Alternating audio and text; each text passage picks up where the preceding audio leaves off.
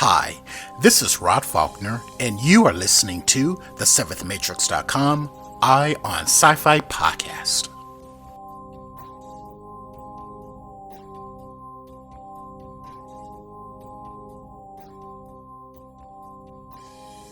Hello, everyone, and welcome to episode 182 of the 7thmatrix.com Eye on Sci-Fi podcast.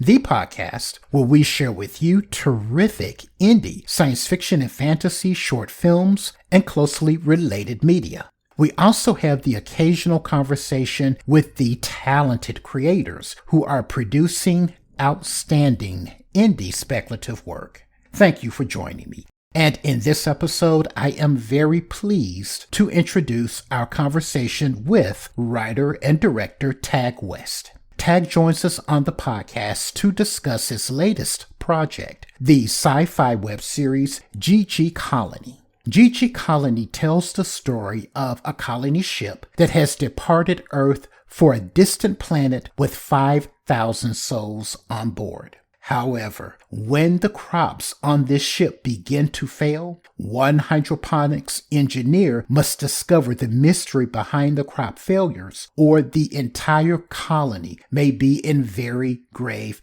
peril.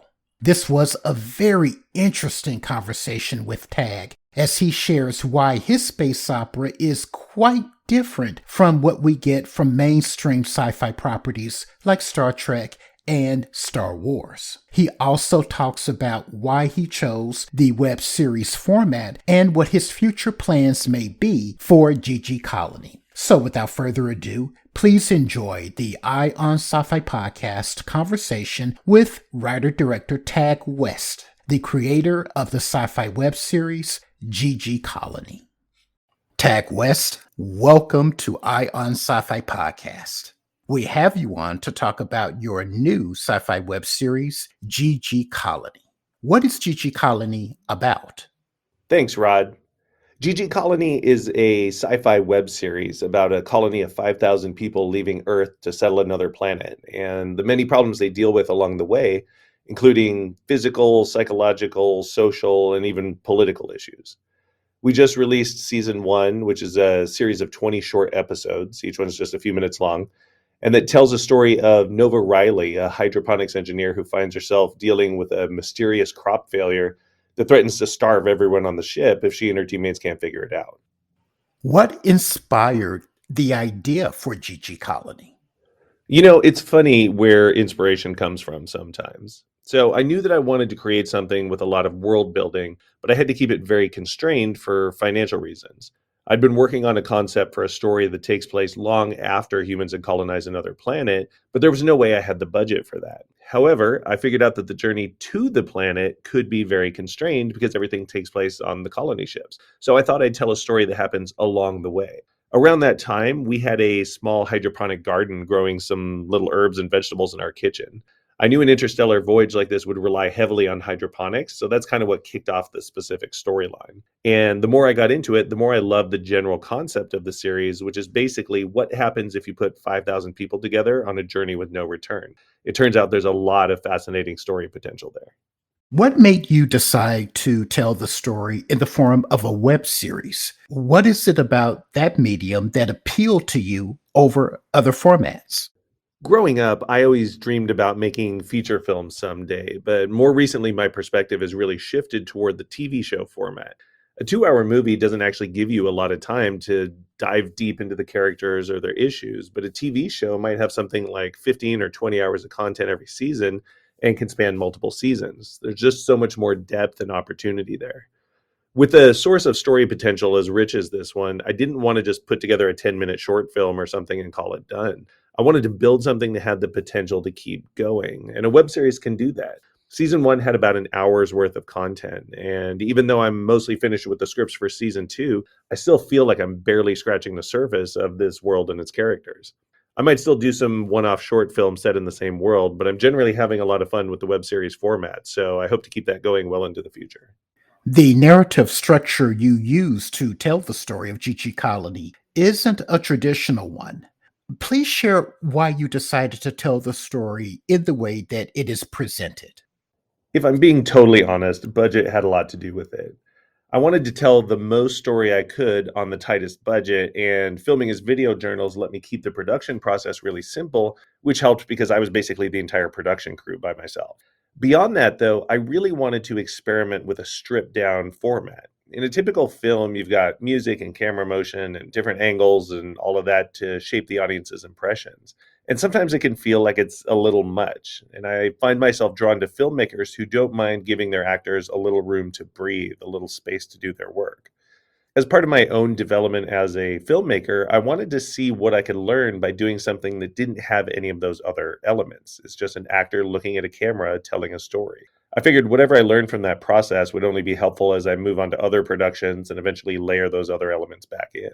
To give you a few specific sources of inspiration, though, I can point to the Lizzie Bennet Diaries, which is kind of the quintessential classic web series, and it's really remarkable on its own. Then there's the classic music video for Sinead O'Connor's cover of Nothing Compares to You, which is pretty much just her singing directly to the camera. And it's amazing. It shows how much emotion can be conveyed by one person just looking right into the screen. And then the one that really convinced me was a video by travel writer and filmmaker Andrew St. Pierre White called I Hate Baboons, where he just sits and faces the camera and tells an amazing story about a baboon incident he had. I was not expecting to sit and watch that whole 24-minute video, but it's one of my favorite videos on YouTube. And that's what convinced me it was possible to tell stories in a compelling way with such a stripped down format. One aspect of the web series I appreciate is how it explores in depth the very real dangers inherent in space travel. Why was it important to you to explore that in the story? If your knowledge of space comes mostly from Star Wars or Star Trek or shows like that, traveling through space can seem like no big deal at all. It feels almost like being on a cruise ship. And if something goes wrong, someone can always swing by to help you out. The reality of space, though, is that it's just mind bogglingly brutal. There's literally nothing about it that can support human life. If you get stranded in the ocean, there's at least a tiny chance that you might be able to swim or float or drift to safety. If you're in the desert, maybe you can eventually hike out. But if something goes wrong in space, that's it. You're done. No exceptions. I really wanted to convey the degree to which they're committed to this journey. Realistically, it would be such an expensive voyage that there's no way Earth could send help after them. In fact, there wouldn't even really be communication infrastructure to send messages back to Earth once they're far enough away. They are 100% on their own in the most dangerous place humans can be, and their survival is in their hands and nobody else's. Your lead actor, Alexa Moffo, is terrific as the series protagonist, Nova Riley. The rest of the cast turn in affecting performances as well. Given the realities of filming during the pandemic, what was the casting process like? When I was talking earlier about how this was a really stripped down production, I knew everything depended on the actors. Sometimes micro budget filmmakers are encouraged to get their friends and family to take roles so they can save money on actors, and I think that's terrible advice, and it would have been doubly terrible for a production like this one. I knew from the beginning that I needed really great actors, and early in the casting process, I was ready to give up on the entire production because I wasn't finding anyone who could drive the story home the way I wanted them to. Most of the budget for the whole production was spent on actors. I use an online casting service called Backstage, which is a pretty common one. I've reached out to more than 1,000 local actors to invite them to apply, and I've received 200 or so self-tape auditions from that, where they basically film themselves at home delivering lines from a script excerpt I send them. It was a way more time-consuming process than I ever imagined it would be, but I don't regret investing the time because that's what it takes to find really remarkable cast members. And right now I'm going through that process all over again for some of the new roles in season 2. You mentioned Alexa's performance, and I have to tell you, it wasn't until I saw her audition tape that this whole thing really came together. I was about to cancel the whole project because it wouldn't work unless I could find actors who really knew what they were doing. She was amazing. She dialed in on Nova's character right away and always seemed to know exactly what to do. She has such great acting techniques that even during filming, I found myself getting pulled into the character's emotions and anxieties. It was really great to have the opportunity to work with her, and she deserves a lot of the credit for the project's success. Are there any plans to continue telling more stories about JiJiColony? Are you open to exploring telling possible future stories in other media?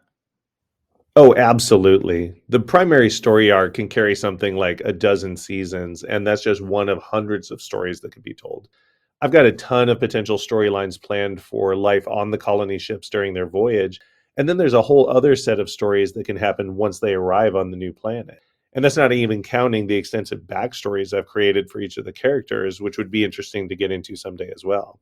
And I'm planning to continue to explore these across a variety of media. I'm obviously planning to continue the web series, but some of these stories can also be told as short films, short stories, novels, comics, or narrative podcasts, even. There's just so much story potential that I could spend the rest of my life creating content just in this world alone. Tag, where can our listeners go to watch JiJiColony? Where online can they find out more about the web series? Yeah, thanks for asking. The name comes from the planet they're traveling to, GGV Shah, which is a Hindi word. So I just want to mention that the GG part is JIJI, not the letters GG. So that said, they can find everything on our website at JiJiColony.com, JIJIcolony.com, which will also link them to season one, which they can stream for free on YouTube. They can also sign up on our site to get a quick message when season two goes live later this year. And for anyone who does watch it, it would help me a lot if you'd leave a comment on YouTube to let me know your thoughts. I'd really love to hear any feedback about what worked for you so I can keep that in mind for season two. Tag, thank you again for coming on Eye on Sci-Fi Podcast. I really enjoyed our conversation, and I'm going to include a link to where my listeners can watch JiJiColony in the show notes of this episode. But I wish you all the best with JiJiColony and all your future endeavors. Thanks, Rod. I love what you're doing with this podcast and with the Seventh Matrix website, and I'm excited to be part of it. And there you have it, the Eye on Sci-Fi Podcast conversation with Tagg West, the writer and director of the sci-fi web series JiJiColony. A link to where you can watch JiJiColony will be included in the show notes of your podcast aggregator or at the7thmatrix.com. When you visit the7thmatrix.com, make sure to also explore all of the other fantastic indie speculative works that we have curated there. I also need to ask you to visit our support section, because without support from generous listeners like you, we would not be able to continue the work that we do here on Eye on Sci-Fi Podcast and over at the Seventh Matrix. And we do appreciate that. Make sure to leave us a review and rating wherever you get your podcast, because that does help others find us. And we appreciate that a great deal as well. Okay, that's it for this episode, everyone. And until the Seventh Matrix portal reopens, stay safe and healthy out there. And remember, take a break, escape the mundane, and enter the fantastic. Take care.